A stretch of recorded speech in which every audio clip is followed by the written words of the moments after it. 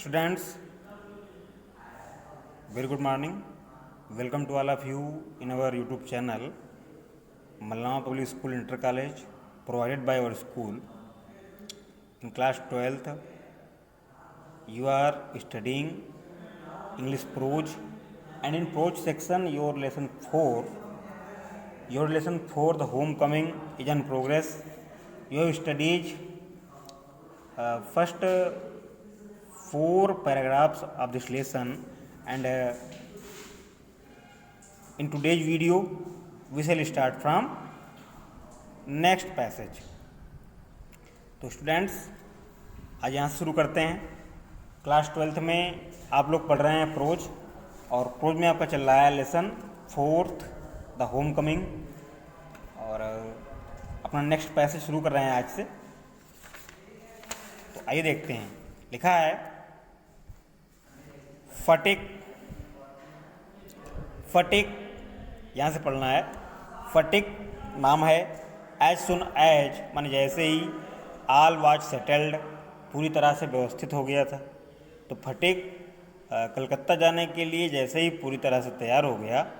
Kept asking his uncle every minute, तो उसी समय कामा लगा है। तो उसी समय जब वो तैयार हो रहा था उस समय केप्ट आस्किंग, वह पूछता रहा, हिज अंकल माने अपने मामा से, एवरी मोमेंट माने प्रत्येक, एवरी मिनट माने प्रत्येक minute, when they were start माने वे कब चलेंगे, अर्थात वे कब जाने वाले हैं। तो Phatik as soon as all was settled, तो फटिक जब से कलकत्ता जाने की तैयारी कर रहा था तब से ही वो लगातार अपने मामा से पूछे जा रहा था कि वो लोग यानी वो दोनों कब चलने वाले हैं। ही was on pins and needles all along with excitement and ले अवॉक मोस्ट ऑफ द नाइट। ही माने वह, वाज माने था, ऑन पिंस एंड नीडल्स ये एक फ्रेज है। इसका मतलब ये है कि चुभता हुआ दर्द महसूस करना, चुभता हुआ दर्द महसूस करना। तो he was on pins and needles, तो फटिक को चुभते हुए दर्द का एहसास हो रहा था। ऑल डे लॉन्ग माने पूरे दिन से, विद एक्साइटमेंट माने उत्साह के साथ। तो फटिक को उत्साह के साथ चुभते हुए दर्द का एहसास पूरे दिन से ही हो रहा था। एंड ले, और वो लेटा रहा। अवेक माने जागते हुए, मोस्ट ऑफ द नाइट माने अधिकांश रात में, अर्थात रात के अधिकांश समय में वो जागता ही रहा। तो इन लाइनों को रिपीट करते हैं। Phatik as soon as all was settled kept asking his uncle every minute when they were to start. तो फटिक जब कलकत्ता जाने की तैयारी कर रहा था तो उस दौरान वो प्रत्येक मिनट अपने चाचा से वो प्रत्येक मिनट अपने मामा से बार बार पूछता रहा कि हम लोग कितनी देर में चलने वाले हैं या कितनी देर में हमको चलना है। इस प्रकार के प्रश्न वो करता रहा। He was on pins and needles all day long with excitement. हमने आपको बताया पेन्स एंड नीडल्स एक फ्रेज है, इसके माने होता है दर्द, चुभन का एहसास करना। दर्द का चुभन जो होता है, दर्द का जो एहसास होता है, वो फीलिंग। तो he was on pins and needles, तो फटिक चुभते हुए दर्द का एहसास कर रहा था पूरे दिन से ही, विद एक्साइटमेंट माने उत्साह के साथ।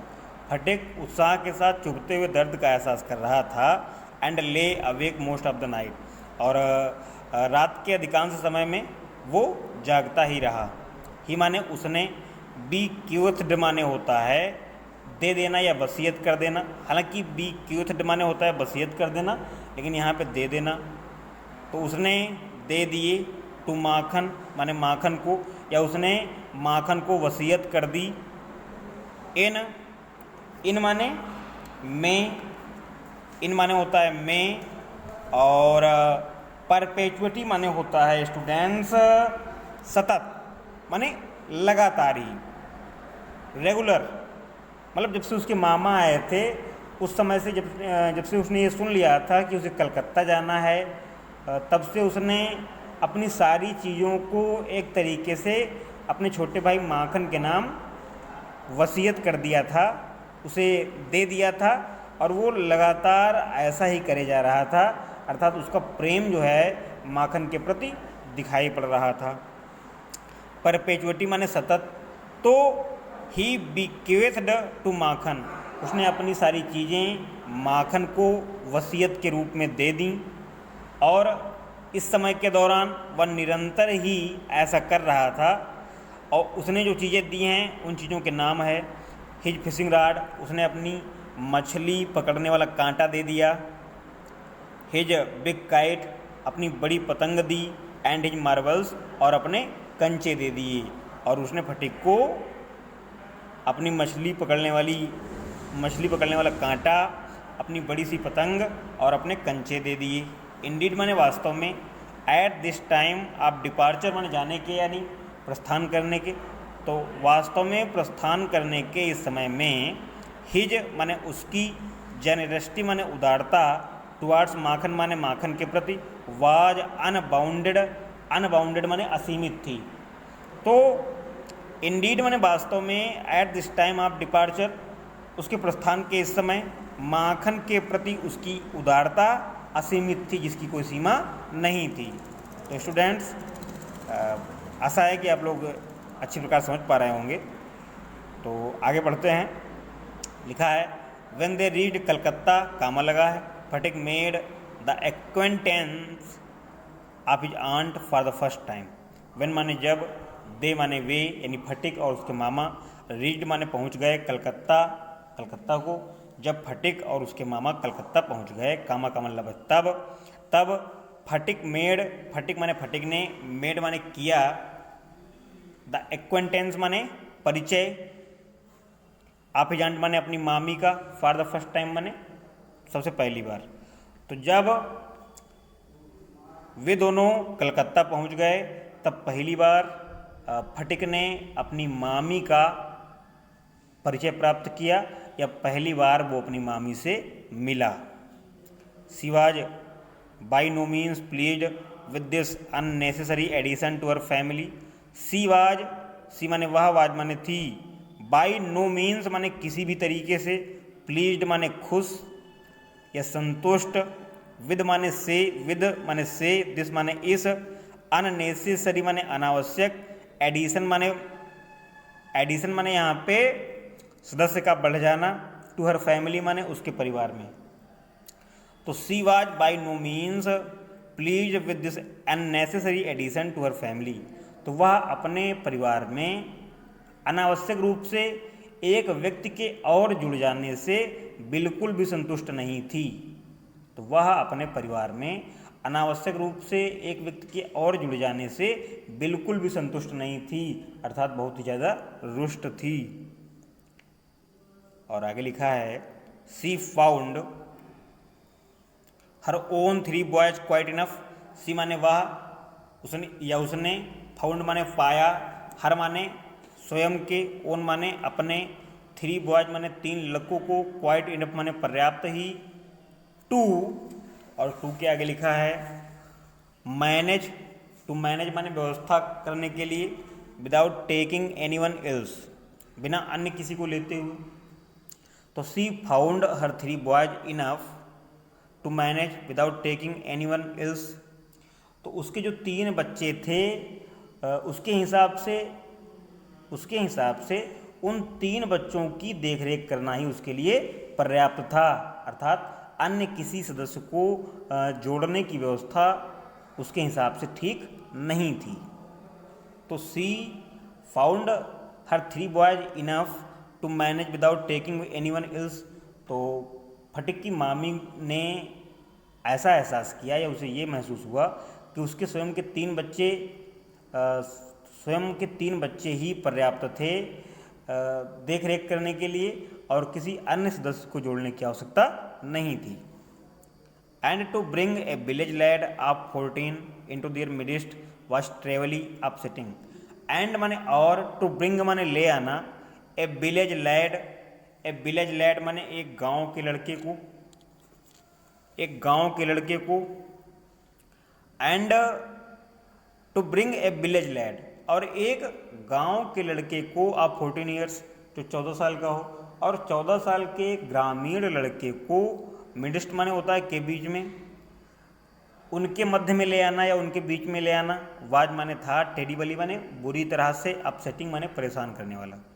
और 14 साल के ग्रामीण बच्चे को उनके परिवार के बीच में ले आना बुरी तरह से परेशान करने वाला था। Bishambar should really have thought twice before committing such an indiscretion. तो बिशंबर जो उसके मामा हैं उनकी बात की जा रही है। लिखा है Bishambar should have really thought, तो बिशंबर को निश्चित रूप से सोचना चाहिए था। ट्वाइस माने 2 बार, अर्थात दोबारा सोचना चाहिए था। बिफोर कमिटिंग, बिफोर माने के पहले, कमिटिंग माने करने के, सच एन इंडिस्क्रेशन माने यहाँ पे है अविवेकी कार्य। तो उसकी मामी के अनुसार बिशंबर को यानी उसके पति को इस प्रकार का अविवेक वाला कार्य करने से पहले कम से कम 2 बार सोच लेना चाहिए था। तो Bishambar should really have thought twice before committing such an indiscretion. Phatik की मामी के अनुसार या बिशंबर की पत्नी के अनुसार बिशंबर को यानी उसके मामा को इस प्रकार का अविवेकी कार्य करने से पहले 2 बार कम से कम सोच लेना चाहिए था। और आगे देखते हैं, लिखा है इन this world of human affairs, in this world of human affairs माने भौतिक संसार में। तो इस भौतिक संसार में देर इज नो माने नहीं है, वर्ष माने अधिक, न्यूसेंस माने मुसीबत या वर्ष माने खराब, न्यूसेंस माने मुसीबत, देन माने के तुलना में, ए बॉय माने एक लड़के की, एट द एज ऑफ 14 जिसकी आयु 14 वर्ष की हो। तो in this world of human affairs there is no worse nuisance than a boy at the age of 14। Writer लिखता है कि इस भौतिक संसार में एक 14 वर्ष के किशोर लड़के से अधिक मुसीबत वाला कार्य और कुछ नहीं है। ही इज नाइदर ऑर्नामेंटल, ही माने 14 वर्ष के लड़के की बात की जा रही है। He is neither ornamental, ornamental माने सजावटी या आकर्षक। तो ही इज नाइदर ऑर्नामेंटल, तो ना ही वह आकर्षक होता है, अर्थात ना ही वह बहुत ही प्यारा लगता है, ना यूजफुल, और ना ही उपयोगी होता है। तो ये बात राइटर इसलिए कह रहा है क्योंकि वास्तव में स्टूडेंट्स ये बात सही है कि जो एडोलसेंस की एज है, किशोरावस्था की, उसमें व्यक्ति जो है काफ़ी परिवर्तन के दौर से गुजरता है। शारीरिक रूप से, मानसिक रूप से व्यक्ति में काफ़ी परिवर्तन होते हैं। और उस समय जो है लड़का ना ही वयस्क होता है और ना ही बच्चा होता है, वो मिडिल एज में होता है जिसे हम किशोरावस्था की एज कहते हैं। और उस समय ना ही वो परिपक्व होता है और ना ही कतई अबूझ होता है, यानी अनजान भी बिल्कुल नहीं होता है। तो उस समय बच्चे को समझाना माता पिता की बहुत बड़ी जिम्मेदारी होती है। और बहुत से बच्चे जो है इसी अवस्था में बिगड़ भी जाते हैं, गलत रास्ते पे पड़ जाते हैं। इसीलिए ये राइटर कह रहा है कि 14 वर्ष के एक बच्चे को संभालने से अधिक ज़्यादा खराब मुसीबत इस भौतिक संसार में और कुछ नहीं है। तो आइए आते हैं अपने पैसेज पे। ही इज नाइदर ऑर्नामेंटल, तो ना ही वह सजावटी होता है, ना यूजफुल, और ना ही उपयोगी। तो लेखक के अनुसार एक 14 वर्ष का किशोर बालक ना ही आकर्षक दिखता है और ना ही वो उपयोगी होता है, क्योंकि उससे ज़्यादा काम भी कुछ नहीं लिया जा सकता है। तो it is impossible to shower affection on him as on a little boy. तो इट इज़ इम्पॉसिबल, यह असंभव है, टू सोवर माने बरसाना, अफेक्शन माने स्नेह, ऑन हिम माने उस पर, as on a little boy एक छोटे से बच्चे के समान। तो एक छोटे से बच्चे के समान उस पर स्नेह की वर्षा कर पाना असंभव है। And he is always getting in the way, and he is always getting in the way, and माने और, ही माने वह, इज ऑलवेज माने सदैव ही, गेटिंग इन द वे माने रास्ते में आ रहा हो, यानी आपके मध्य में आ रहा हो, आपकी जिम्मेदारियों के मध्य में आ रहा हो। और फिर उस स्थिति में जब वो आपकी जिम्मेदारियों के मध्य में आ रहा हो, if he talks with A childish Lisp, if माने यदि, ही माने वह, टॉक्स माने बातचीत करता है विद माने के साथ, ए चाइल्डिश माने बच्चों वाली, लिस्प माने तुतलाहट, तुतलाहट या तोतली बोली। तो यदि वह बच्चों के समान तुतलाता है या तोतली बोली का प्रयोग करता है, ही इज कॉल्ड बेबी, तो उसे लोग बच्चा कहते हैं। And if he answers in A grown up way, he is called impertinent. And माने और, इफ माने यदि, ही आंसर्स माने जवाब देता है, इन ए ग्रोन अप वे एक वयस्क के समान, और यदि वही बालक एक वयस्क के समान उत्तर देता है तो he is called impertinent. Impertinent माने होता है उदंड, तो उसे उदंड कहा जाता है। तो राइटर लिखता है कि यदि एक किशोर बालक तुतलाकर एक छोटे बच्चे के समान बोलता है तो लोग उसे बच्चा समझते हैं, यानी हंसते हैं उस पर। और यदि वही बालक किसी वयस्क के समान कठोर, सच्ची या कड़वी बात कह देता है तो लोग उसे उदंड कहते हैं। In fact any talk at all from him is resented. In fact माने वास्तव में, एनी टॉक एट ऑल माने पूरी तरह से, एनी टॉक माने कोई भी बातचीत, फ्रॉम हिम माने उसके द्वारा की गई, इज रिसेंटेड माने विरोध के लायक ही होती है, अर्थात उसका विरोध ही होता है। रिसेंटेड माने होता है विरोध योग्य। तो वास्तव में उसके द्वारा की गई कोई भी बात विरोध योग्य ही होती है। कहने का मतलब यह है कि एक किशोर बालक के द्वारा की गई कोई भी बात मोस्टली विरोध का ही शिकार हो जाती है, लोग उसका विरोध ही करते हैं। Then he is at the unattractive growing age, और देन माने तब, ही माने वह, इज माने होता है, एट द अनअट्रैक्टिव माने अनाकर्षक, जो आकर्षक ना हो, ग्रोइंग एज माने बढ़ती हुई आयु के मध्य। और तब यानी एक किशोर बालक 14 वर्ष की अवस्था में एक अनाकर्षक बढ़ती हुई आयु का बालक होता है। He grows out of his clothes without indecent haste, with indecent haste. He grows out माने निकाल देता है, हिज क्लॉथ्स माने अपने कपड़े, विद माने के साथ, इंडेंसेंट माने अत्यधिक, हेस्ट माने जल्दबाजी में, वह अपने कपड़े अत्यधिक जल्दबाजी में निकाल कर फेंक देता है। His voice grows hoarse and breaks and quavers. His माने उसकी, और वॉइस माने आवाज़, ग्रोज माने हो जाती है, हॉर्स माने कठोर या कर्कश, एंड ब्रेक्स माने तोड़ती है, एंड क्वावर्स माने थरथराहट पैदा करती है। तो उसकी आवाज़ या उसकी बोली कठोर हो जाती है, और वो लोग, ब्रेक्स मतलब हमें चुभना, और वो लोगों को चुभती है और वातावरण में थरथराहट पैदा करती है, अर्थात कंपन पैदा करती है। His face grows suddenly angular. His face, his माने उसका, फेस माने चेहरा, सडनली माने अचानक ही, ग्रोज माने हो जाता है, एंगुलर माने दुबला, दुर्बल, एंड अनसाइटली,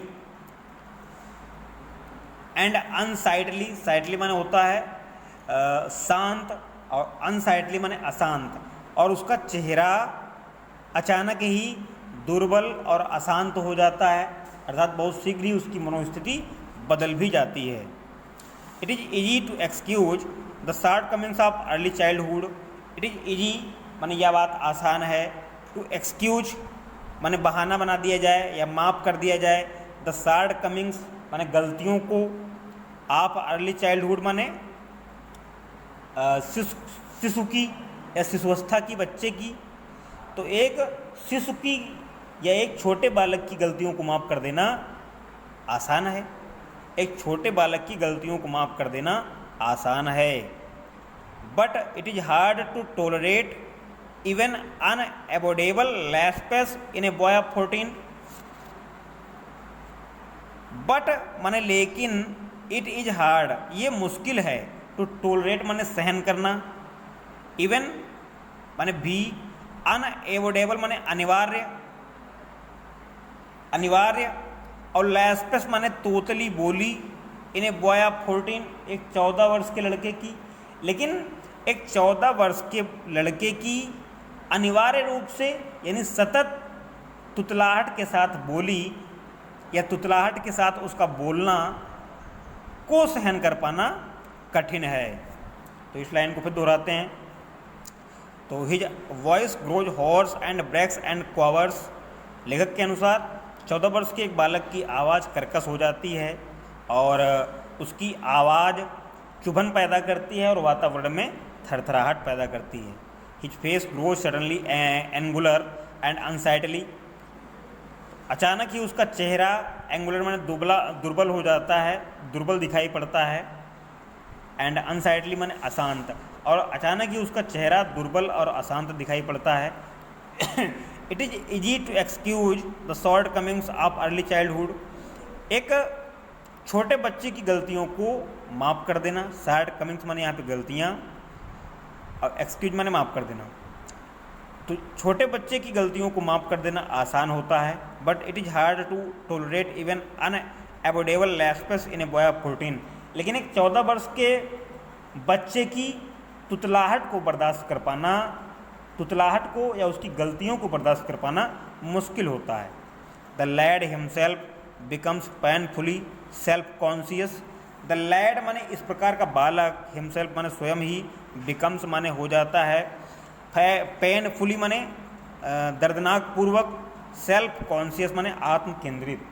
और एक 14 वर्ष का बालक स्वयं ही ठीक दर्द झेलता हुआ एक आत्म केंद्रित व्यक्ति हो जाता है। और इस प्रकार का बालक या एक 14 वर्ष का बालक एक दर्द को सहन करते हुए, एक दर्द को सहन करने वाला आत्म केंद्रित व्यक्ति हो जाता है।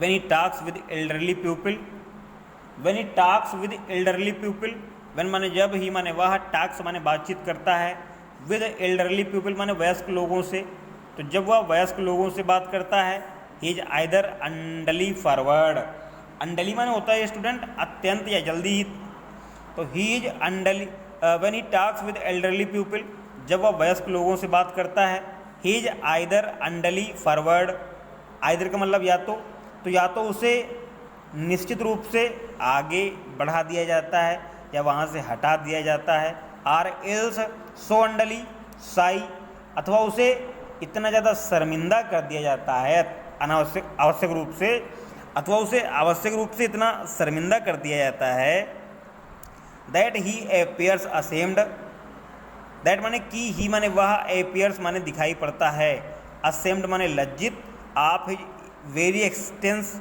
आप माने यहाँ पे से, हिज माने अपने, वेरी माने प्रत्येक, एक्सिस्टेंस माने अस्तित्व से, अर्थात उसे इतना शर्मिंदा कर दिया जाता है कि उसे अपने हर एक क्षण बीत रहे जीवन से क्या होता है, शर्मिंदगी महसूस होने लगती है, या वह इतना ज़्यादा शर्मिंदा कर दिया जाता है कि उसे अपने जीवन पर जो है गुस्सा आने लगती है, उसे अपने अस्तित्व पर शर्म आने लगती है।